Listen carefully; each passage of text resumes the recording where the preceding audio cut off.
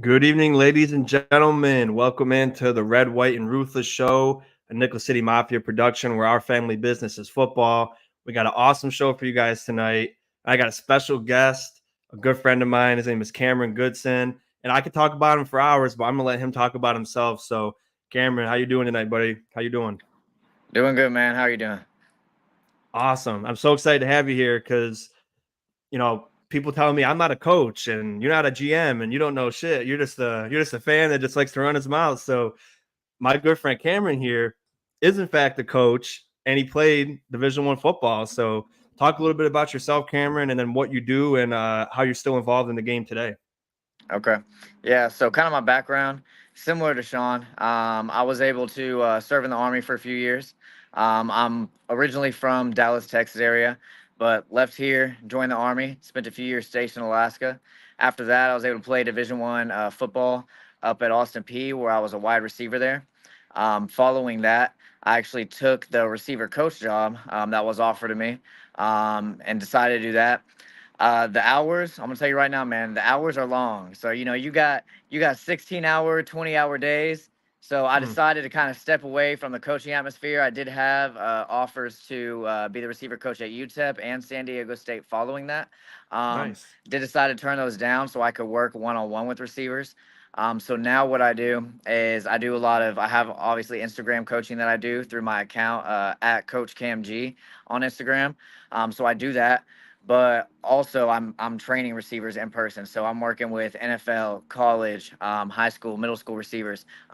2 days ago, I was working with the Cowboys' new draft pick, Ryan Flournoy. So that's kind of what I'm doing currently to still be involved around football and the NFL. Amazing. Yeah, it's just like I said, I can listen to you talk all the time, man. You're just an incredible dude. And also send me a text message of all your social medias, and then our producer will put them all. He'll pin them all into the the description and for the show, Perfect. and we'll get you going on that. But yeah, that's really incredible, man. Especially he's a Dallas Cowboys fan 'cause he's from Dallas, and getting to train a new draft pick, that's got to be like a dream come true. So hell yeah, that's when you Yeah, told me about that, my I'm my so my excited for you, dude. my my child self would be very happy. Yeah, definitely. Oh yeah, awesome. So you texted me, at our draft when we drafted Keon Coleman, and you were saying, "Oh, awesome pick, dude." And then of course, I was thinking of because I like to think of both sides of the coin. I'm always like, Yeah. it's not always what it seems. So my initial reaction for Keon Coleman was a guy that had separation issues in college, a very young guy who, doesn't get, he hasn't had the best speed, but he's not slow. And it just Hmm. seemed like he has a lot of things he's got to work on. And we just got rid of Stephon Diggs. We got rid of Gabe Davis. So not only was I concerned of he seems like a project to me, but my main concern was he's got to step up immediately and be that dude because Yeah. because Diggs and Davis are gone.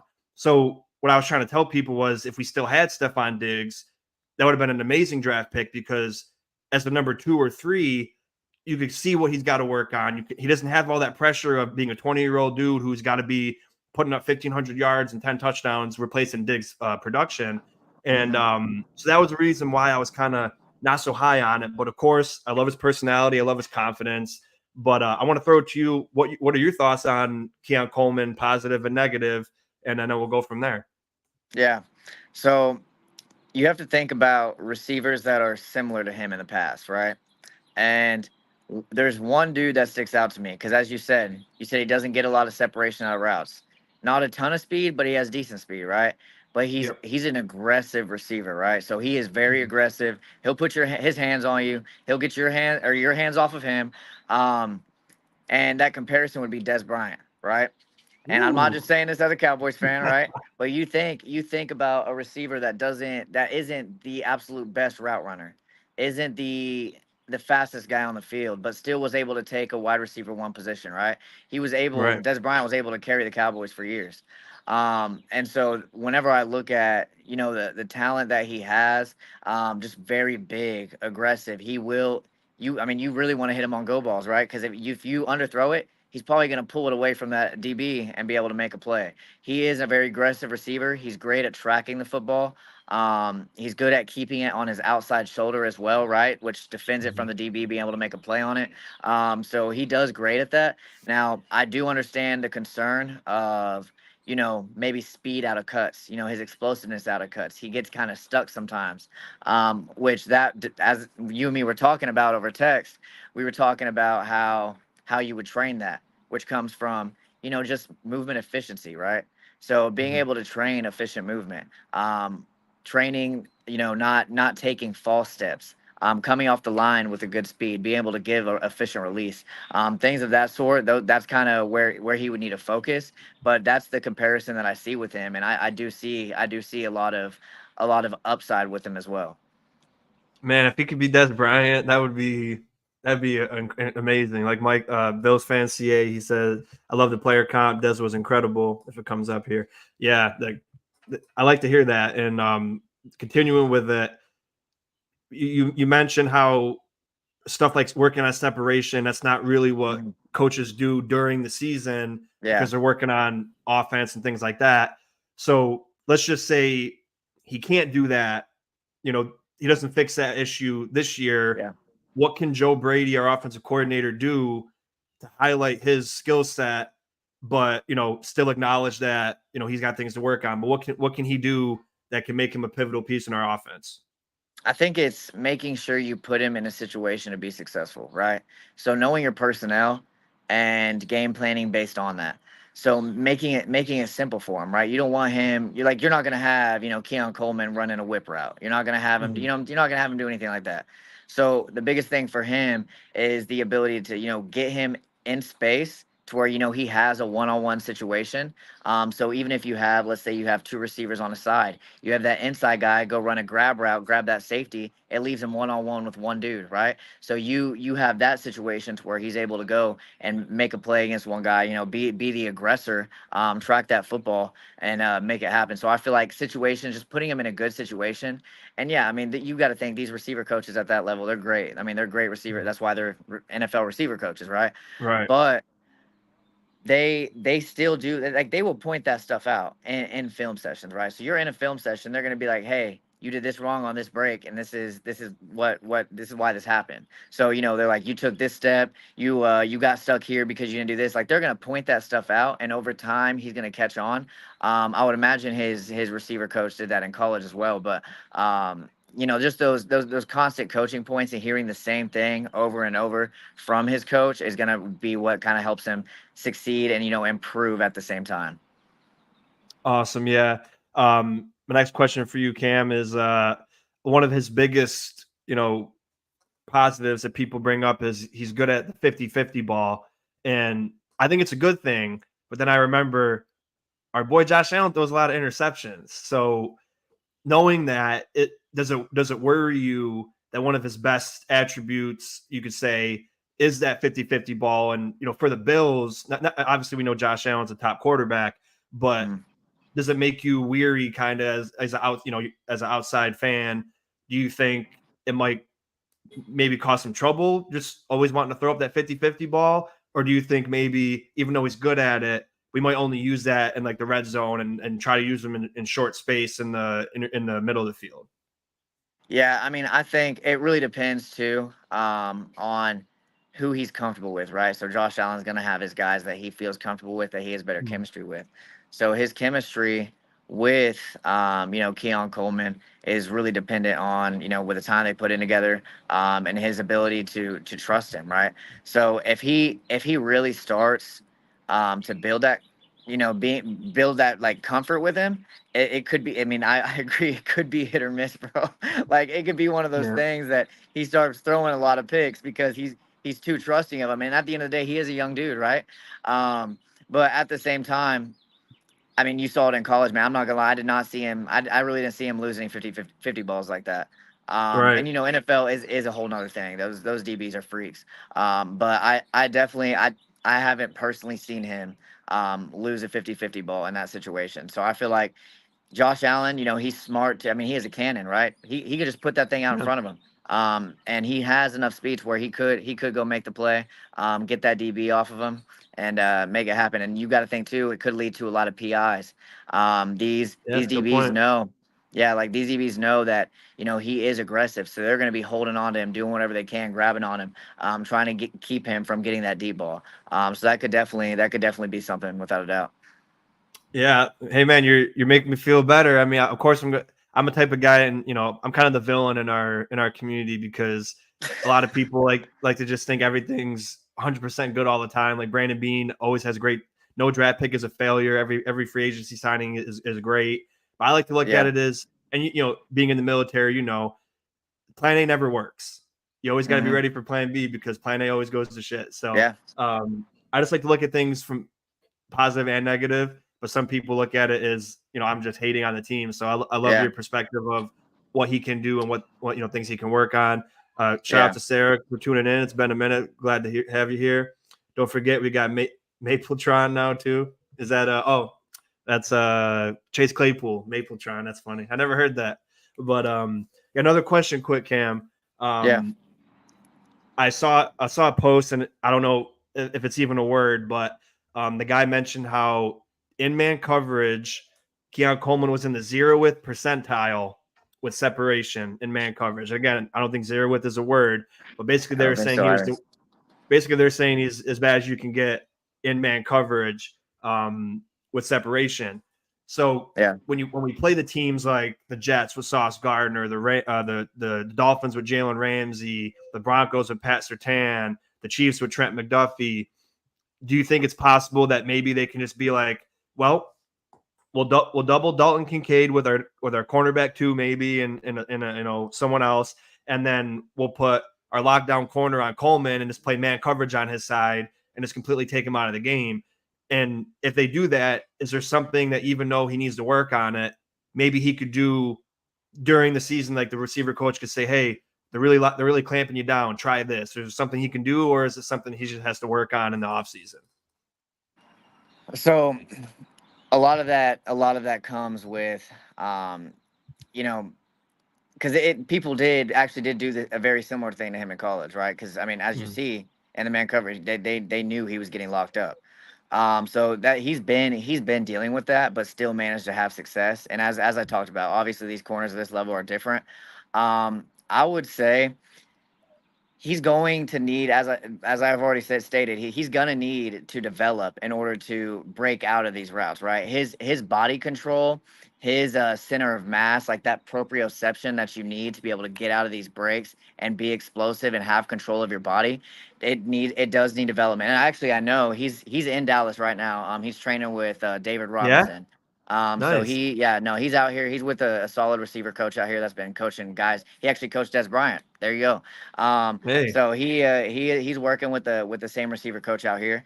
Um, but I would say, being able to just develop those things over time is really what's going to lead to his success. So I think he is and like, even with the everything I've said, I think he is 50-50, right? He could he could be a breakout star, like what I said, like with the comparison of Des Bryant. He has that potential, but he's going to need to be able to improve the things that he's lacking in order to actually succeed in the league. Um, so as I said, it's an off season. You receivers can transform in the off season just with one good coach. I'm telling you right right. now, you can completely transform their game in one off season. So if he's taking it seriously, he's actually applying the things that he's getting coached on and things he's getting taught, and he carries that over into the season on top of what he's already doing. It could lead to a lot of success. But also, you got to think, with him being the aggressor, they're going to probably give him a lot of option routes, right? So hey, Mhm. you got a DB. They call it, even leaving on top stop, right? So you get that DB on top of you, you're stopping, right? So if he's Yep. playing a little bit over you, he's gonna do a throw by, probably throw that DB to the ground, come back down and stand him, get the ball, right? But Mhm. he if he's even with that DB, he's just gonna go, and that's where we talk about, the PIs, things like that. So I would say I would say I definitely could see that being an issue, but if he improves the things he needs to, which I would hope he would, but you never really know with some of these guys. I think he does have a solid chance of being able to succeed even against a man coverage like that. Yeah, I love that, man. Because I'm in the same thought as you. I think he can be great, but then at the same time, I'm like, he's literally, like you said, 50-50. He can be a Yeah, bust or he could be the next budding star, and we can soon forget yeah, about a guy like Stefan Diggs. And like you mentioned, all it takes is a good coach, and it's nice to see that he's already working, training, getting yeah, ready for the upcoming season. And yeah, but yeah, like I said, the only thing I'm worried about besides like the negatives is the amount of pressure he has. And he's a confident dude. He said, if you're not doubling me, you can't cover me, like stuff like that. So yeah, he's really, believing in himself. And I believe that, he truly believes he can be great. But then, he has a bad game, against a big team, or like we losing the division or something. Is he going to be able to take a step back and be like, it's just one game, I can shake it off? Or does he be like, I'm that dude now? I have to be that guy that because he met Andre Reed. How can I be the dude in Buffalo? Like he wants to be yeah, great. So I love that. But then is he gonna is he yeah. gonna get in his own head as he's a 20-year-old man? I mean, we were 20 a long time ago, so we know what that's like. But Hmm. I believe that he's got the confidence. But I'm just worried that say he has a game where he gets clamped. Like he got 3 touchdowns against my poor Syracuse Orange, but then he gets clamped up in the next game. So it's kind of like I hope he can rebound well and understand like maybe you can't have your best day all the time, and we still have to count on you. So hopefully mentally he can be ready for the NFL. And like you said, all the things that he's bad at are very fixable. And Hmm. again, I'm super excited for it, but I'm not gonna say yet that he's gonna be that dude. Like you said, we got to wait and see. But Yeah, man, I wish we could talk for hours, but I know you got to get going and run some errands. But yeah. again, I got a view. let the people know where they can find you again, and then text me, and then we'll put it in the description, and then we'll say goodbye. All right, sounds good. But yeah, as I said, man, you got to really. I just kind of want to kind of talk about what you just said. The biggest Sure. thing is, making sure you don't turn confidence into complacency, right? So if Yep. he's able to, hone that confidence and stay away from becoming complacent, I feel like that won't be an issue. Now with a lot of these receivers, you have a lot of confidence that leads to them not self-evaluating and leads to a lot of lack of success because they believe they're that dude, they're divas, you know what I'm saying? Yeah. Yep. So the ability to self-reflect, be realistic with yourself, and then make the changes necessary is something that it led me to a lot of success at the Division 1 level, right? Yeah. I was able to improve and do the things I needed to do just because I was honest with myself and I was honest with my situation. And so if he can do that, he's going to get those things fixed, and I'm not worried about it. But it's really a matter of character, right? So Yeah. that'd be my biggest thing to say there. But yeah, I mean that's about it, man. Oh man, like I said, everyone loves you in the comments. Thanks, Cameron. We'll see if we can get the Bills to reach out to Coach Coleman. But if Cameron's coaching the Bills players, I got no worries. We're going to the Super Bowl. So yeah, Yeah, I'll Sarah get says that. I thanks, could get that boy Cameron. right. I promise you that. Hell yeah. Yeah, like I said, dude, you can come on the show anytime. They do we do other shows on Sunday nights sometimes too. So what they do shows on Sunday night, but sometimes I join them. So hey, and then Hmm. on my channel, once the season starts, I'll get back into it. You're more than welcome. I know you're busy as hell, but you're always welcome here. And I gotta get up to Dallas one of these days now that you're back in Dallas and get some Oh yeah. raising canes together and hang out and Yes, just have sir. an awesome time. But yeah, so my friend Bills Fantasy Ace says, Cameron, what's your prediction on how many yards Coleman puts up this year? We'll send you off with a question. All right. I would say, man, I'm gonna lean more towards. I want to lean more towards the positive side because I'm rooting for y'all. All right, because my boy Sean. Every single time y'all play anyone, I'm 100%. I want y'all to win, right? Except for the Same with Cowboys, you. like, Yep. which didn't work out great for me this last year. But I want y'all to have success. But I would say about 700. Let's say 700. Ooh, okay. I'll give you a good 700. If he, if he does what I think he's capable of doing, he might give you all solid 700 this season. All right.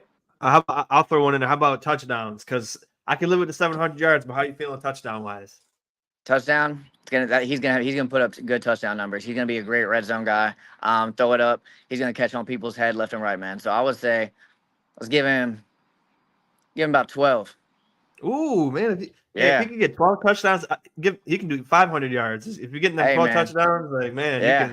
There we he can do go. whatever. But, hell yeah! Hey, if he could get 12, you guys remember Oh shoot. he said 12 tutties and 700 yards. If that Yeah. happens, then we gotta get Cameron to coach all the Buffalo Bills, man. Because hell yeah, everyone said we'll take that. Love it. Hell yeah. Well, Cameron, let them know where they can find you again, and then like I said, text it to me so we can get it in the description. But let everyone know. Yeah, so I'm mostly on Instagram. It'll be Coach Cam G.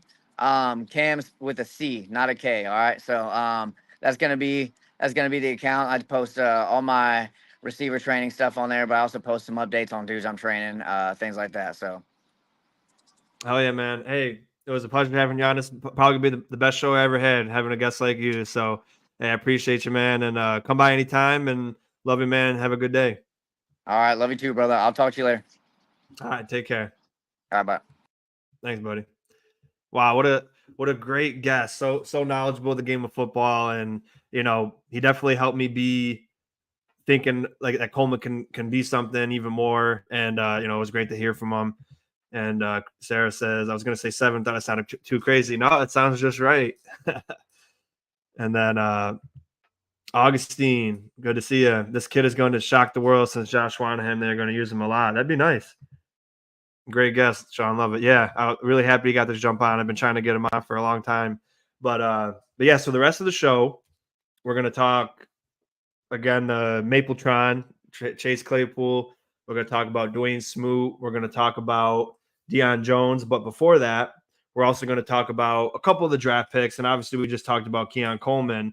But there's a couple. We're not going to talk about all the draft picks, but there's a couple of them that I'm kind of excited about. Maybe the first 4 or 5. But yeah, we already talked about Keon. And as you saw my name, Van Pran for president, that's because Van Pran's got to be starting center this year. And it's just as simple as it can be. And I've been saying it since last year. Why would you want to fix 2 positions on your O-line when you can just fix 1?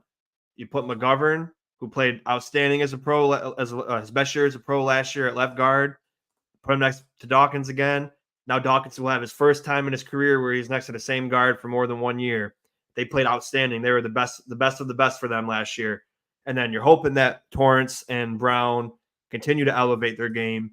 Then you got we were ranked 6th last year, 6th offensive line last year, and you throw Van Pran in there, 2-time national champion, 40-something starts, won the pass blocking award. The name escapes me what the name is for that. If Jake was here, he could say it. But this guy he's a pro's pro, and I think he was a steal in the 5th round. And if he's not starting, then I'm gonna be going crazy. You guys know me; I'll ride for my guys. So he better be starting, and McGovern better be at left guard. And just to look at it another way, I don't think McGovern's going to be a better center than he was a left guard, and I don't think Edwards is going to be a better left guard than McGovern was. So to eliminate that issue, you throw out the rookie Van Pran, went to Georgia, great school, always competing at the highest level, one of the best centers in the draft. Then you put him next to a guy like McGovern, who's been a veteran now and he's been solid, and a younger guy like Torrance, and they can build a chemistry. We can have an offensive line. Well, once we figure out what Brown's going to do, if we're going to re-sign him or let him walk, our offensive line will be set for the next 2 to 4 years, depending on, we got to extend Dawkins and Brown, things like that. Yep, Jacobs blocking trophy. That's what it was. I always forget about it. Appreciate that, Mike. So, and that we're a pass team, and he's good in gap run, and he could do zone as well. So, we'll solid pick. And then Cole Bishop, love the Cole Bishop move. Only thing I don't like about it is I'm wondering if Bean's going to want to take his time with him. He plays some rookies and some he doesn't. He might just be a guy where he's like, I want to refine him a little bit. We're not going to throw him out there yet. And I think this is a year we should do that. And I know Mike and Jake are going to talk about it tomorrow, but I for one, I think we can still compete this year, but I'm using this year as a maybe it's like a not a throwaway year, but kind of like get into the groove for the next year. We got a brand new offense. We got a brand new defensive coordinator. You know, Brady was the OC last year, but he's supposed to be installing a new offense. So it's going to be again not a throwaway, but there's a lot of moving pieces. We got a lot of young guys we got to rely on, like we talked about Keon Coleman. Khalil Shakir's got to step up. Curtis Samuel's going to be in a big role.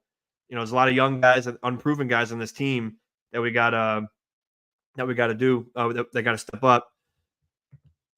I don't know. Let me know, guys, if my connection is bad or if it's Sarah. She might have to jump back on and out, but I can't tell from this angle. So you guys have to let me know.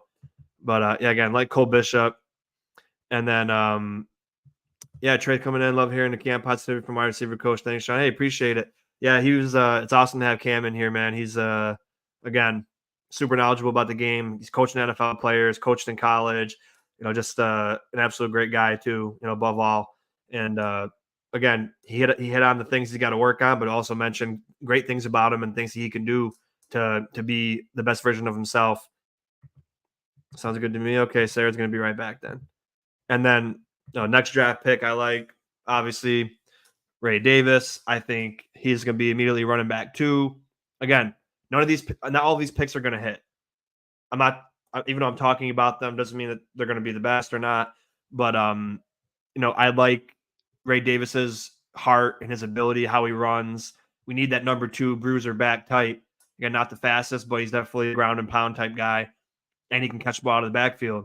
So the only thing about it is, though, we know Cook isn't the best pass blocker, but you can't just take him out on passes and have Ray Davis there, because then that's going to be a tell. Everyone's going to be like, oh, Ray Davis is in. If it's a pass, it could be a pass and whatever. So Cook still has to get better at pass blocking, so we're not giving any tell whatsoever. But yeah, like Ray Davis. And then, again, the rest of them, they're kind of just, we'll see what happens. I love Solomon. I love the Solomon pickup. I think besides Von Miller, he's like the most pass rush specialist type guy we got. Rousseau hasn't stepped up in the pass rush. And AJ Epinesa, he's great, but when he was finally hitting his peak, he got injured. So we don't know what he could really be at. He's a ton of turnovers, forced fumbles, interceptions, tip passes at the line. I, for one, obviously Von Miller as a career is a million times better, but I think AJ Epinesa is our best pass rusher right now. I think he's our best defensive lineman, defensive end as of right now, as far as what he brings to the table, his get off, the pressures he gets, the tip passes at the line, the sacks, the the forced fumbles, the interceptions. I think he's the most productive we got. Now, if Von Miller can come back to form, then that's that. But Solomon, high upside, low floor, another type, low floor, high ceiling. And then a pick I just really didn't like was the 7th round pick that we got, the guy from England. Nothing against him, Travis Clayton. But Brendan Rice was on the board at 221. And yeah, you don't need another receiver, but why not just take a flyer on him? This guy, Travis Clayton, he's never going to play a snap in the NFL. He's going to play preseason, but he's never going to play in a meaningful snap in the NFL. And he's never going to get picked up because he's on that program like Christian Wade was. I know it's a 7th round pick, but man, like I feel like you could have double dipped, like Mike said, got Brendan Rice, and then like I think he's going to be great. He's going to be the wide receiver 3 in LA, and I think he's going to be fantastic. All right, all good now, but we definitely need more legs. Come on, fam, hit that like button. Show Sean some love. He's grumpy, but hey, well, when you say it like that, I can't help but laugh and smile. So I appreciate that. Good to have you back. We've been missing you over here. So yeah, this next part of the show, it's going to be funny and fun. I have a 1 through 32 wide receiver rooms that I ranked. It's my opinion. It could be different, and I hope you guys chime in and let me know where you think I was wrong or whatever. But this was to see where currently the Bills stand and as far as wide receiver room goes. And I can even do this at the end of the year and see how much it changes. But I kind of did it based off of past production, future production, and then the draft picks. in the situations we got. So we'll get into that in a second. And Sarah says, I'm astounded we didn't take another receiver. Yeah, it was really upsetting. Oh, sorry. Before I get to the 1 through 32 receivers, we got to talk about the free agents a little bit. Offseason wide receiver coaching is so imperative. Look how much Shakir improved after Eric Mold's training. Yeah, and Trey, I don't know when you jumped in, but my buddy Cam, he's in Dallas. He mentioned that Keon Coleman's in Dallas right now with a wide receiver coach. So, he's obviously like really wanting to work on his craft. So I love to see that. Sarah says, I needed a break between yet another soul crushing loss of KC and the toxicity of the fan base. I need to take a couple months off from my mental health. Hey, I think we all had to do that. And you're a good person for doing that, because it gets crazy. You know that. But yeah, so quickly we'll run through the free agents that we signed. Dwayne Smoot, that's a guy, Jake Padre finally checking in. Let's have a year. Yeah, let's hope so, buddy. I think we could. Dwayne Smoot, he's a guy, he'll be competing for DN4, coming off an Achilles injury, so we don't know. He didn't have the best year last year, but a veteran presence. He's not going to be like, a world beater or anything, but he can push a guy like Casey Toohill, like Solomon and Kingsley Jonathan, and maybe he'll make the team, maybe he won't, but he's had a decent career, but nothing on paper where you're like, man, he's going to be the best in the world. But could be a nice veteran piece. Deion Jones, linebacker. I think our linebacker room is going to be set for a while, especially with depth. We got starting calibers as backups who play significant snaps in the NFL with Nick Morrow, Deion Jones. So it's nice to have these guys on the back burner. If something happens, if Milano gets banged up again or Bernard gets banged up again, then we don't have to put AJ Klein out there. So nothing bad. Nothing bad about that. And then lastly, Sarah, where'd you get that from? Mapletron? That's hilarious. Like, I never heard anybody call him that, but that's extremely funny. And if he makes a team, I think we got to keep calling him that. Before that, Augustine says, "I'm tired of losing, especially when it counts. I'm hoping that this year we can shock the world. Go Bills!" Yeah. Oh man, it's just so devastating year after year. But yep, Mike and Jake will be on tomorrow night. Sarah, now tell us what you think about bringing Claypool to compete for a spot. I can't believe you've never heard Mapletron. It's not mine. Yeah, I never heard that, but hey, it's yours because you're the first person I heard it from. So I'm giving you the credit for that. But so this is interesting because I'm both ends of it. You guys know that I'm looking at it from both angles. I don't like it because of the years of negativity that surrounds his name, the other teammates coming forward saying he was a bad teammate. Don't like that stuff at all. But what one thing I do like, before I get into that, I don't like Brandon Beane lying because he's lying again. First he says we need character guys. So then I thought about that. I said it on last show. Hey, if he doesn't like character guys and he says how great his locker room is and how morally correct they are and how great everyone is, why not give someone a second chance? And then they can change them, because I truly believe it's about who you surround yourself with, and that's for anything. Children, adults, people into bad stuff. You're going to be into bad stuff. It's about who you surround yourself with. So then I was like, oh, okay. So then we pass on elite draft talent like A.D. Mitchell, Tavondre Sweat, because they have character issues. And then we pick up a guy with character issues. So I didn't like that part. I don't like the lying. I don't like the character issues. But if we take the character issues out of it, which you can't, but when you look at it from Chase Claypool as a player, 6'4", 238, ran a 4.4, physical, decent receiver, then you start thinking like, man, if we can get those 800 yards and the 9 touchdowns he got as a rookie this year, that could change so much for this team, because then he's a weapon. And then Curtis Samuel could be, a better version of himself. Shakir could be a better version of himself. And then Keon Coleman might be able to be like, hey, I don't have to be that guy. I can still produce at a high level, but all the pressure isn't on me. But again, that's a tall task because he hasn't produced in 3 years. He's been horrible. But if he got a second chance, right? He's got a poor attitude. He's got to fix it. He has poor production recently. He's got to fix it. But if he looks at this situation and says, Buffalo gave me a final chance. If I don't take opportunity and succeed here, I will be in the CFL. He's on their roster, possible, Canadian football team has him as potential on their roster. So if he doesn't make it. So if Chase Claypool can look at this opportunity and say, I've been a bad teammate, I've had a piss poor attitude, and it's hurt me as a player, and he goes into Buffalo, surrounds himself with the good people, changes his attitude, changes his behavior, and then works his ass off, he could make this team. Again, he might not make the team, and he's got a lot of, again, I don't like his character problems. I don't like his negativity around him, but if he can change that,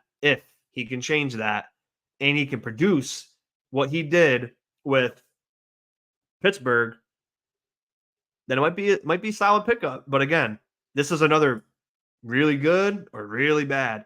So I'm in the fence because I have to see how he responds. Is he going to take this opportunity and use it and perform well, or is he going to take the opportunity and say, whatever, I don't really give a shit? That's what I'm worried about. I don't know how he's going to be. We'll have to see.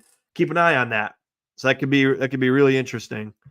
But again, I'm with you. I'm with you on that, Sarah. It's a lot I don't like, but if he can fix that stuff, which he could, if he wants to. That's the thing. If he wants to fix it, then and he can produce like he used to, it could be a nice find. Both Reed and Saban say if we aren't going to give these guys second chance, who will?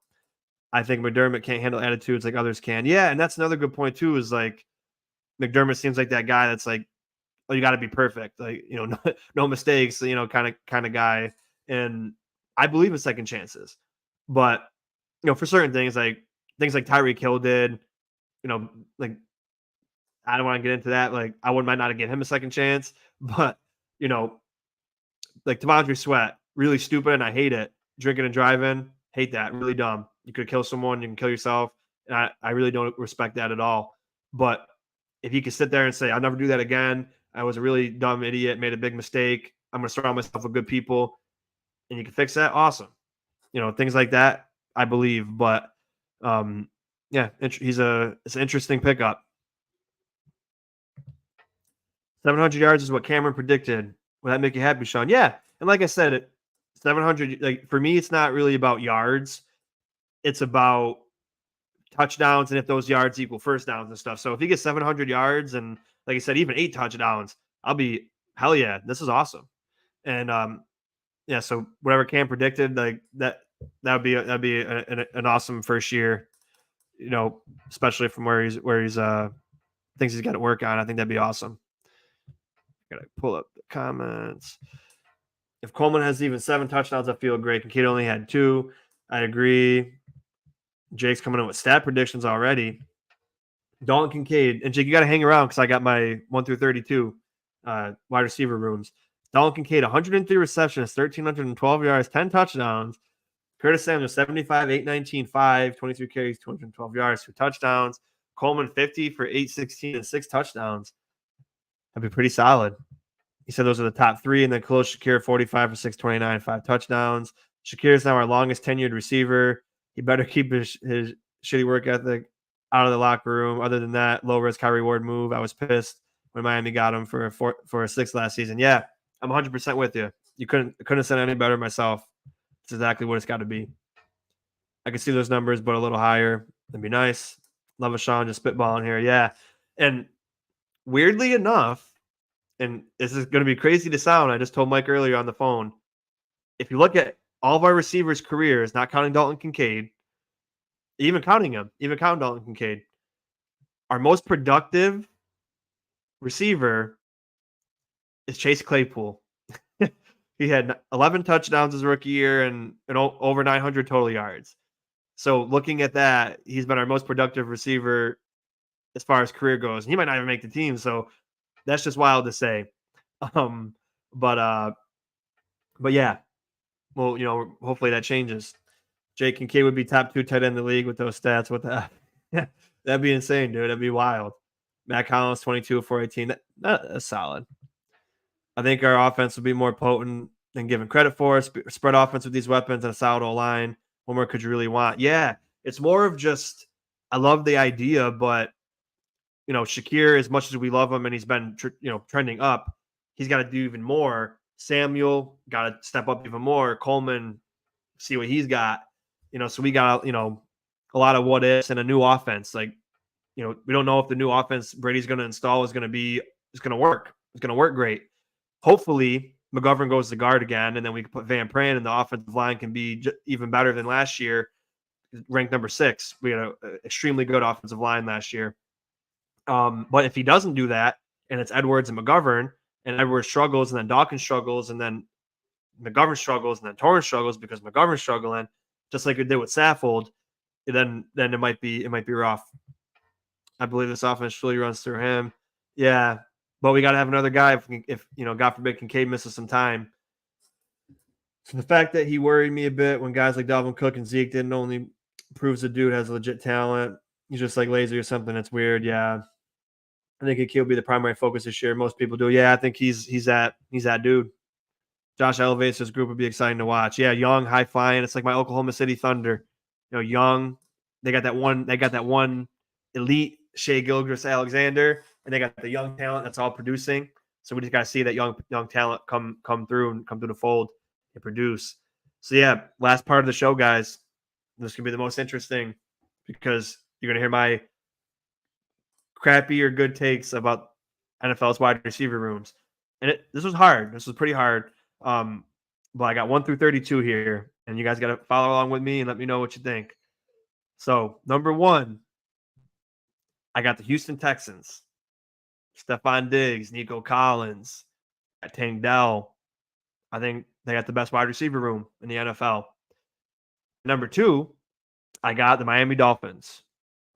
Tyreek Hill, Jalen Waddle, OBJ. Like that's self-explanatory, the first couple. Number 3, Cincinnati Bengals, Jamar Chase, T. Higgins. Just those two alone keep them up there. And again, we could pull up rosters if we want, but I'm kind of just going to zoom through this and have a conversation. We'll see. So we're at 42 minutes now. Number 4, I got the Vikings. Justin Jefferson carries that, of course, and you got Jordan Addison. 5, I got the Bears. DJ Moore, if Rome Odunze is who they say he is, and then Keenan Allen, like that could be definitely a top 5 wide receiver room. I like that. And then I got the Eagles at number 6. Again, you got the first team in history to have 2 wide receivers making over $25 million each. They finally did that with Devonta Smith and AJ Brown. Jake, if you love Carolina's receivers, wait till you see where I got them. You're not gonna like that too much. But yeah, I got the Eagles at 6. I got the Rams at 7. Cooper Kupp. Yeah, they got Goddard in Philly, but I'm only counting receivers. I'm not counting tight ends. So that's why the Bills might be confused why they're where I put them. But this is not counting tight ends. This is just wide receivers. Then I got the Rams at 7. Cooper Kupp, Puka Nacua leading that charge. Then I got the Niners at 8. I got the Jags at 9. I got the Cowboys at 10. I got the Packers at 11. I got Tampa at 12. I got the Ravens at 13. I got the Titans at 14. I know I'm just reading through this so we can have more discussion. I got Titans at 14. I got Seahawks at 15. The Lions at 16. The Jets at 17. The Colts at 18. Pittsburgh at 19. Washington at 20. Falcons at 21. Raiders at 22. You know what? I screwed up here. I'm not putting Washington at 20. So forget Washington at 20. I'm going to put the Browns at 20. Falcons at 21. Raiders at 22. Bills at 23. Washington 24. Broncos at 25. Saints at 26. Patriots at 27. The Chiefs at 28. The Chargers at 29. The Giants at 30. The Panthers at 31. And the Cardinals at 32. That is my 1 through 32 preseason wide receiver rooms. We can discuss now. Maybe we can switch it around, but that's what I got. I looked at last year's production, future prediction, and wide receivers, due to draft and free agents. It was tough near the end, but like I said, I like Deontay Johnson, but then it's like Thielen, he's old and he produced last year, but was it just like a fluke old season? And you might be able to switch the Panthers up a couple spots, but I don't see them any better than 28 if I'm being honest. But yeah, well, also for the Chiefs, Rashee Rice is going to be suspended, and he might not play ever because he might get arrested. So that was a kind of hard rock and a hard place type move. That's why I put him at 28. But I'm a bit annoyed with that. We actually plan on keeping Diggs and going through this reality TV drama BS again. I was one of those people screaming to bench him and let him tank his career till he's a team player. Yeah, it's a good point.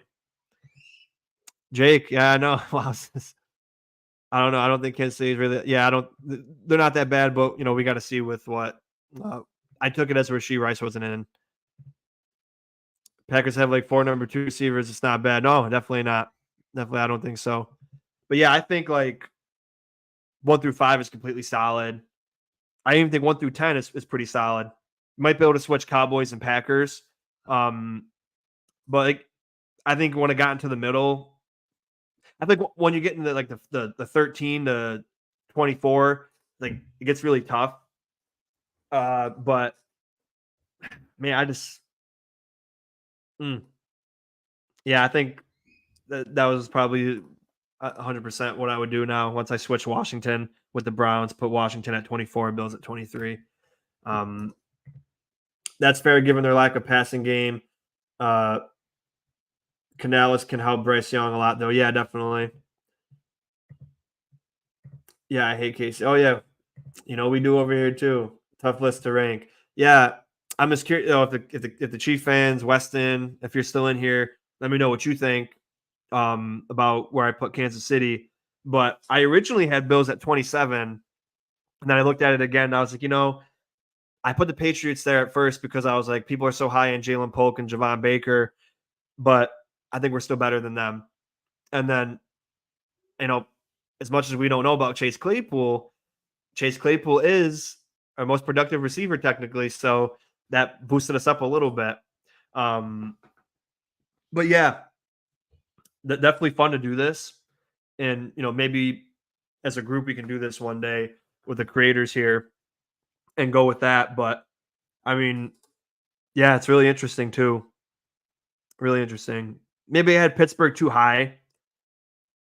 And like with the Giants too, it's like, yeah, they got Malik Neighbors, but I don't know what really after that, it's not much. And then the Saints, they got a couple decent guys, but like Shaheed, but I don't think that's enough to carry them. Broncos, eh. So yeah, I think 1 through 10 is solid, and then it gets like you can argue. I feel like, but fun list, definitely a fun list. Sean says, I just don't get why people fret too much. Buffalo has a solid O-line, quarterback, running back, young but underrated playmaking receiver room, excellent tight ends. As long as this group gets some chemistry, look out. No, and you're 100% right. That absolutely can happen.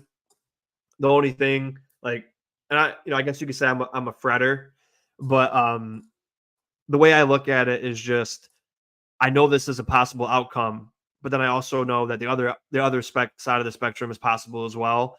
And the only reason I'm fretting too is because brand new offense, brand new defensive coordinator, new weapons, new young guys we got to rely on. The current guys got to step up more too. And then it's just like we lost a bunch of leaders, and leadership is important. And we know Josh isn't the best leader. So who's going to step up and be that? There's a lot of moving pieces, and I don't believe in McDermott too much. So there's definitely 100% agree with you. I think we have a absolutely amazing O-line. I fought for. I don't know if you saw during the regular season, I was fighting for them since week 1 to get all that recognition they deserve. Definitely love our running back room. Definitely got a top 3 quarterback. So we'll have to see. Just got to put it all together. My only thing is, and I mentioned it earlier, I think last show, we have a lot of good players, but then when it comes to great and to stepping up and being great in those big moments, like in the playoff games, we only have a couple. We have one, even if you got one less than the next team, that's enough. And we got Josh Allen and Oliver. It's like, to me, the great guys. So, we'll see. We'll see. Sarah says, sorry, Weston. Don't get me started. Yeah, we don't have to get started on them yet. We'll have a lot of time in the regular season and off season. All love the boys, Chad and Weston. Absolutely. Claypool took Diggs' number. Yeah, you know what? And I hope he makes the team, and I hope he balls out, because taking Diggs' number, I think he did that purposely. I think that's a power move. So I would definitely like that if you can step up. If you can step up and do that, because that'd just be funny. And hey, and if he does do really well, we can go back to that interview he did where he said, "I know I'm a top 3 receiver." Man, I think that's why Brandon Bean picked him. He probably saw that video and was like, "Wait, he's a top 3 receiver? Let's go sign him." But yeah, I thought it was weird, right? He's taking a different number every team though, so it's up to par for him. Every position on the field will be utilized with this crew. Pretty crazy that Claypool, Curtis Samuel, Khalil all were a 10 and Coleman with a 0. It's a sign, I'm telling you. Yeah, the chemistry is an unknown with so many new pieces. Yeah, that's the thing too. But again, I like where your head's at. There's a lot of good things that can come from this, but it's all got to work. So hopefully that chemistry can be there, and that's why I'm so big on, like, I'm not saying McGovern. People give me crap like our friend Roy's not here right now. He's mad at me, but he says like, "Oh, you're talking shit on McGovern and stuff because you don't want him to be at center." I'm not saying he can't be a good center, but Dawkins played his best year last year as a center. I mean, as the left guard, and then Dawkins played his best year as a left tackle in the pros next to each other. They had that continuity and the chemistry. And if you're only fixing one position instead of two, the opportunity of us to be even better than last year grows with a young talent like obviously he's not going to be Mitch Morse right off the bat, but it's there. It's possibly there that he could be better than Mitch Morse one day with Van Pran. He might not, but I would rather have fixing one position. McGovern was great at left guard last year. Dawkins was amazing. Keep them there, and then let's not worry about nothing else. And that chemistry is set. Ian says, Chiefs Kingdom. Thanks for tuning in. Ian, too. Love that, Mike. Even with all of our roster holes, I'm still 1,000% times more confident going into this season than I was last season with Dorsey. I zero trust him as OC. Yeah, well, hopefully, Brady's got this whole offseason to work, and he can come up with a crazy offense that can utilize all these guys. It'd be really awesome. And where do you rank the Chiefs receiving core now, including tight ends, running backs, etc., just pure receivers? Yeah, I'd like to hear that. KC try to trade for DK Metcalf in offseason. I think they'll target someone midseason. Yeah, they probably will. That would be hilarious. I'm sure you're talking about if Claypool steps up and reps Diggs' number really good. First year, Josh has a legitimate blend of size and speed. It'll be interesting to watch. Yeah, there's a lot of it took me I know I go back to baseball analogies, but I'm a Washington Nationals fan. And after we won the World Series, we kind of fell off a cliff. We got rid of all of our great young talent, and we started rebuilding. In baseball, it's different because you have, your Florida team, you have the single, double, triple A, and it's a big rebuild process. It's not just like football where you can do it quicker. And I hated getting rid of our young talent because I thought we could build around them. And now I'm finally seeing this team. We're 16-17 now. We're maybe a year or two ahead of schedule because a lot of our young guys have really stepped up. We still got a couple of pitchers hurting, coming back from injury, so they haven't stepped up to the MLB yet. But we still have great talent in the pipe ready to go. And it took me a long time to realize, you got to get young and you got to have these young guys produce. And look at my Thunder. I know, all over the place. Nationals, Thunder, Bills. Yep. But the Thunder, they got rid of all their old heads. They got a ton of draft picks, a ton of young. We got Shea Gilgeous-Alexander in one of the trades, and now we're in we could be competing for the finals. We're the 1 seed. We're the youngest team in NBA history to get a 1 seed. So getting young, it's the right way to go, man. It's the right way to go. And I got to stop ranting because I got to get into the chat. In a way too early 2025 draft pick, what position do you think the Bills take first? That's interesting, Brandon.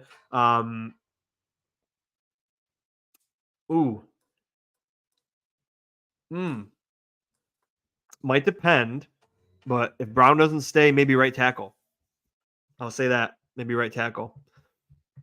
They got Hollywood Brown. He's going to flourish with Mahomes, in my opinion. Yeah, don't want to see that. It's a very strong edge class next year. That might be an edge, great point too.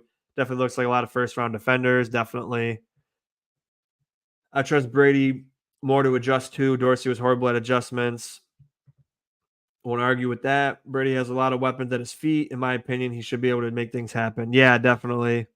He's got all the opportunity. Mike with my baseball analogies. Yeah, I know. I tell you what, a lot of people probably don't want to hear this either, but the running game will be strong this year. Yeah, and I'm one of those people. I bet we end up at 24th pick or so. Yeah, probably at least. Um, I love running the football, and we need to run the football. But I also hate too because it feels like we got a top three quarterback. We should be at least 60-40 pass and run when we need to. And I just hope it's not like a 50-50 and it's like Josh throwing the ball 20 times a game because yeah, he might make mistakes, but he's our best player on our team. You want the ball to be in the best player's hands. So I want him to be throwing the ball. And at the same time, if we're running the ball with Cook and Ray Davis, which is fine, everybody's going to be complaining, why isn't Allen running the football? So say we get stuffed in the run game. They're going to be, why isn't Allen running the football? Well, you guys wanted to run with Ray Davis and James Cook. So like it's going to be I guarantee it's going to be another conversation once we start the season. But we'll see. Shake Money in the building. What's good, brother? Thanks for tuning in. Head over to the Fence Tailgate. Hell of a channel, hell of a group of guys over there. I'm listening to them every single day while I'm working, and freaking awesome people over there, good friends, and hopefully we can meet up for a game this year. Like he never seemed to have an answer. He'd come in with a game plan, but if the other DC was ready for it, adjusted, he just keep calling the same crap plays over and over, running Josh into the ground. Yeah, it definitely seemed that way. Running game will be fun. Yeah, I agree. Jags have Josh Allen, Gabe Davis, and Mitch Morris. Funny. Yeah, actually, that's pretty funny. Shake, how you feeling post draft with the recent OBJ signing? No, I don't want to lose our pass first offense. Not exactly. That's where I'm at, sir, because it seemed like we were like 50-50 last year near the end of the year. And, people were, non-Bills fans were joking, saying like, oh, you're winning because they're taking the ball out of Josh's hand. And it seemed that way, and it was kind of true, but he was still a big reason why we won those games. And it's our best part of our game. So I feel like we got to continue with that. And again, I want to run the football, but I'm 60-40, 65-35. That's what I want to be for pass run. And I think that would be perfect. Moving linemen, Jimbo flying around, got to take some advantage. Yeah. Definitely want to see what Curtis Samuel. And remember, if Chase Claypool makes the team, he ran the ball with Pittsburgh. He's fast. He's big. He's big, strong, powerful. Like, we got a lot of big boys. Like, Chase Claypool, 6'4", 238. Justin Short is 6'4", 2 something. Coleman's 6'3", 2 something. Mac Hollins is, built like Adonis. He's freaking, great body. 6'4", another 220 guy. It's insane. I think we can manage a healthy spread offense versus run balance. Yeah, I definitely think we could too. Hopefully they do it. People can play no matter what. Yeah, and I'll be right there to tell them, like, hey, you guys were saying this, now you're saying that. And that's what I'm for. You could argue the same about our defensive coordinator when it matters. Out coach second half adjustments. Yeah, absolutely. Sean says, there you go. I think he's talking about what Mike said, 100%. And that's what I'm worried about, like the coaching. And then we got good, but not great talent everywhere. You don't have to have great talent all over your team like the Niners do. But when it comes to push comes to shove in the big moments, Josh Allen and Oliver, that's it. Got to have dudes step up. Even Diggs didn't step up and be great when he needed to. When did you think the NFL? I think Thursday they were saying. And I was going to talk to Mike. I forgot to mention it. If they drop Thursday, maybe we can all, me, Mike, Brett, and Jake can do a show and talk about the schedule, or we can all jump on Saturday because we're the first show, and then we can, we can do that. We could have 3 1,000-yard receivers and Cook break 1,000 on the ground. That'd be awesome. Definitely possible. Drops killed us again. Cook better be living on that jugs machine. And he better be on it right now. We got to send him over to Cameron. I know he's a running back, but get them hands right. Dalton Samuel, Coleman, or Shakir for 1K. I would love to see that, man. I think McD proved he's great as a DC. Yeah, I think he was a great DC too. But again, I feel like Mike said, he kind of gets in his own way sometimes, and that's a great opinion too. He gets in his own way, and sometimes I just feel like he gets too nervous and just folds under pressure. Sometimes people just fold, and I think definitely still a great defensive coordinator. Hearing that as well. Those schedule makers have entirely too much power. Yeah, they literally influence the season 100%. And hey, let me just say, if we start off with a gauntlet, I might be a little bit worried because, like we talked about, new offensive coordinator, and I say new because he should be implementing a new offense.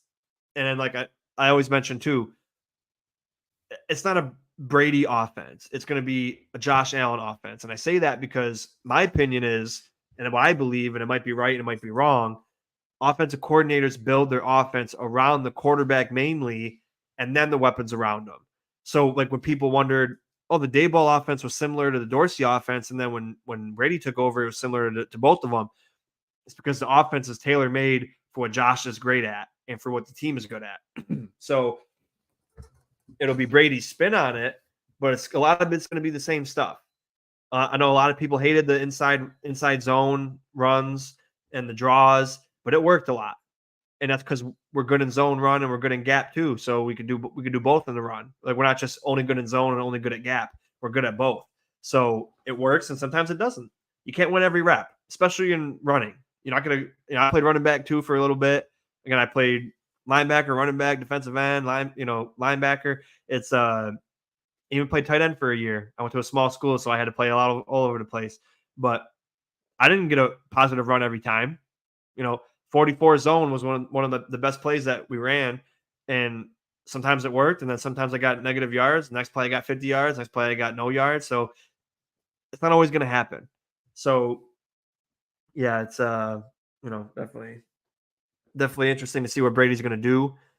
It's going to have his flip on it, of course, but we got to remember we're going to see a lot of the same shit because it's an offense built for Josh Allen and for offensive line and what we do. Yeah, we got new receiving pieces, so it's going to be you know maybe a little bit different. Like I said, love to see Curtis Samuel and jet sweeps and running the football. Love to see Chase Claypool running the football if he makes the football team. Because like I said, we got some skilled players that can do things, but a lot of unproven. That's my thing. Skilled guys, unproven or young. So it's the leadership's got to step up, and it's going to be tough.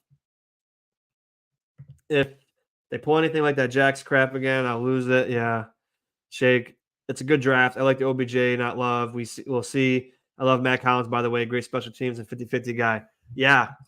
Yeah, I think he's guaranteed a spot in this roster. Would love to see if he can make some big plays for us. Hollins, Coleman, tight end are great 50-50 guys, maybe Claypool and Shorter. Yeah. We got a lot of big guys. So we got slot guys and big guys, no in between. So it's like, man. And I love what Cam said about Coleman can use his physicality to even draw PIs. Lean in, you're leaving, or even you're leaving. And like you said, draw that contact. Mapletron. Curtis is a stud. Allen will show out how good he really is. And I probably just mixed up his analogy to how he said it. I'll have to go back and re-listen to it. But yeah, it's a lot of potential. But we got to remember, it's a lot of potential, but it could also go the other way. So, and I challenge you as fans to make this choice now. Is this a year where you think we're going to compete for a Super Bowl, or it's year one of the reinstall and a retool, and then next year after back to Super Bowl? And what I mean by that is, of course, we can compete. Hey, hell, we maybe even win the Super Bowl. I'm not going to say that, but everything's possible. But what I mean by that is, let Van Pran start center. Obviously, let him earn it, but give him the opportunity. Give Cole Bishop the opportunity. Give Coleman all the opportunity in the world. Give these young guys all the chance they got on the field. And then if we win, we win. And then if not, next year, they all got a year under their belt, year in the offense, year in the defense. And then 2025, we're back in the window. The windows aren't ever completely shut. So every year is a new window for NFL teams. So I'm going to look at it as, I'm going to temper the expectations. I think we can compete for the division. We might not have a better roster than Miami, but like Sarah said, I think I'm with you. It's a quick reset. We're still gonna be competitive. We might still win a division. We might win a playoff game, but I'm not gonna expect Super Bowl. If it happens, great. But I think 2025 is a year where we can do some damage with what we got now. See where they land. I love Shorter, former Gator. He's a physical wide receiver. Yep, definitely love that. I think it might be a year of retooling and then freeing up more cap for moves in 24 months. Yeah, and if we look at it like that, then you know we're not going to be as angry and hurt if things don't go our way. And of course, it sucks. We want to be Super Bowl ready and competing every single year because we got Josh Allen. We're hungry. We want it. But I think looking at it from that angle, like we're talking about, where we can still be good, we can still win a division, we can still win a playoff game, maybe two, but we're really going to be ready the following year because you got Samuel again ready in the offense. Shakir's going to step up again. You got Coleman in year two. Maybe Claypool's re-signed, maybe Shorter steps up, and Hollins is back, and Kincaid steps up even better than he's going to this year. So yeah, and the same thing. Before I get to Sarah's comment, I think we're in a small rebuild while retaining a competitive team. Except I think we may be overly successful in the competitive area. Yeah, that'd be nice. That'd be the best case scenario. Like if we don't compete like for a Super Bowl and we do good, then we're in that even better than what we could expect. But if we show up and then miss the playoffs, then we're like, damn, this was we did the wrong thing somewhere. So I just think it's a good year to develop the young guys. Who cares if they so if Van Pran is just as good at center as McGovern, put McGovern back at left guard and throw Van Pran at center. If Mike Edwards is just as good as Cole Bishop, throw Cole Bishop at safety. That's what we need to do. That's what we need. But we'll see. Developing younger players and waiting on contract windows to start opening up is what frees everything up. Absolutely. Xavier Worthy dropping passes. Chiefs lost cornerback one and Snead. I don't expect another Chiefs defense that never goes up 30 plus. Yeah. Well, it'll be the year where their offense scores over 30 plus. It's always going to be something. So we just got to be ready. And like you said, Sean, it's a good year to feel out players and develop. And looking at it from that perspective, I'll feel better about it once the season starts. Of course, I'll be mad when we lose, and we'll talk about it, and we'll talk about where we fell short. But if we're sitting here expecting Super Bowl, you're going to be disappointed. I can promise you that. If you're looking at we could compete for the division, we could win a playoff game, then hell, that'd be amazing. With all the attrition we had, and then next year we got more cap because Bean got himself out of the hole he dug himself, and then we can. And real quick, what I've been saying about Brandon Bean that I hate the most is that he never is prepared for anything. And what I mean by that is he didn't have Diggs' replacement in the building last year. He got it this year. We didn't have Mitch Morse's replacement in the building last year. We got it this year. We didn't have Micah Hyde, Jordan Poyer's replacement in technically until this year. So we did everything a year too late. You know what I mean? So I think now is a good time. Hopefully he learns his lesson and starts doing that. So we got our center. We didn't get, we technically have right tackles, but we had to have someone compete with Spencer Brown in case Spencer Brown we don't re-sign him. He's got the injury concerns. Even if he plays well, always hurt, always getting surgeries. And then if he's bad, then see you later. We need to replace you. So you got to get those positions right. And my opinion is if you get key positions like I mentioned, if we get Van Pran and we re-sign Brown and he does another good season, and then Torrance steps up even more than he did last year, and the line is even better than it was last year, which is that we were ranked 6th last year. So for 5-4 type, your offensive line is set for the next 2 to 4 years. Just got to worry about depth then at that point.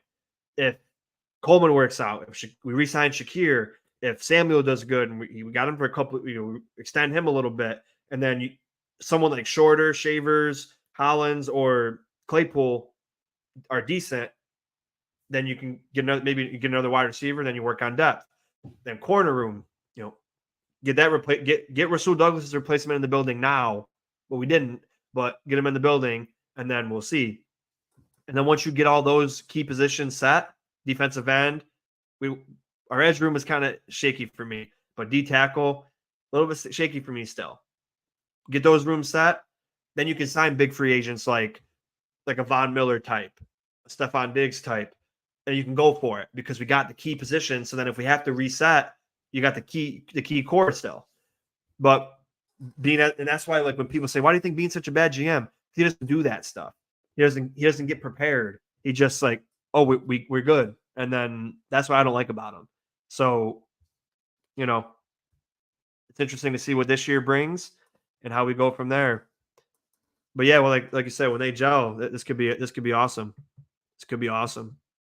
And again, if Coleman can work out like Cam said and get even better every year, and if Samuel can be even better, and if Shakir keeps improving and Dalton Kincaid keeps skyrocketing, man, James Cook, Ray Davis, like again, on paper, this in the future, this could be great. I'm not going to say right now we're going to be a 13-win team, but if we go off of the last few years, we went 13-3, 11-6, 13-3, 11-6. So I guess you're going to say we can go 13-3 this year. If we go 13-3 this year, I'm putting every penny I have on going 11-6 the following year. So we'll see. They lucked into it though. Every team they played were injured, and even Greenlaw got injured in the Super Bowl. Yeah. Yep. Definitely. Oh, I missed a couple. Oh, yeah, Mike. Sorry. Chiefs were supposed to be at their lowest point last year, and they won a Super Bowl. I say same expectation for J-led team. Yep. Agree. We definitely drafted it on a depth and need basis, so I think we're in a good position finally behind the 8 ball. Yeah. So again, with that example, looking at the draft, if we look at it as we're a win now team, bad draft. And if you look at it as we're working on the positions we need to fill, and then in a couple of years we have the replacements already in the building, and these guys are future for our team, great draft. So it depends how you look at it as a fan. If people think we're a Super Bowl winning team this year, we're going to win a Super Bowl, this draft isn't really for that. The key will be getting off to a good start as the players start to gel towards the end of the season. Watch out. Yeah, that's what I'm worried about. So say we start off with like the Niners, the Rams, the Dolphins, and the Jets, and the Chiefs. Whew, I'm gonna be like, damn, man, like, man, that's gonna be rough, and that could really be really good for our season or really bad. Injuries are a huge problem. I hate leaning on it as an excuse, but it's a real thing. We were beyond unlucky. Yeah, and being finally with the linebacker room at least understood, like, yeah, we can't be calling AJ Klein back every time. Like finally it registered in his brain that you got to have starting caliber players that on your depth positions for key positions, especially with positions of injury with starters. So yeah, injuries happen. Like you said, it's an excuse for every team. And, could we say if we had Matt Milano and Terrell Bernard, we could have beat the Chiefs that playoff game? Sure, we could. We could still lost too, but I would have felt better if we had them both on the team. I could tell you that much. But now we have good depth at that position. I still defensive tackle, Dwayne Carter. It's a great character, great leadership, decent production. Not great at everything, but good at it, decent at everything. Not bad at anything. What I should say. He might not pan out. So we got Ed Oliver. Daquan Jones is old. Hopefully Dwayne Carter can earn that starting spot, and we can put Daquan Jones in a backup role, and then Saver is hidden for the rest of the season instead of getting injured every season we have him. So definitely need to get better at D tackle as far as contracts and players and defensive end, because Von's gonna be gone next year. We don't know about Greg Rousseau. We only got AJ for a couple years, and you got like Kingsley Jonathan, Two Hills, and Solomon. So those positions I'm worried about. but we work on them, and then we'll see. Maybe we found something in Solomon, and hopefully Rousseau can step up.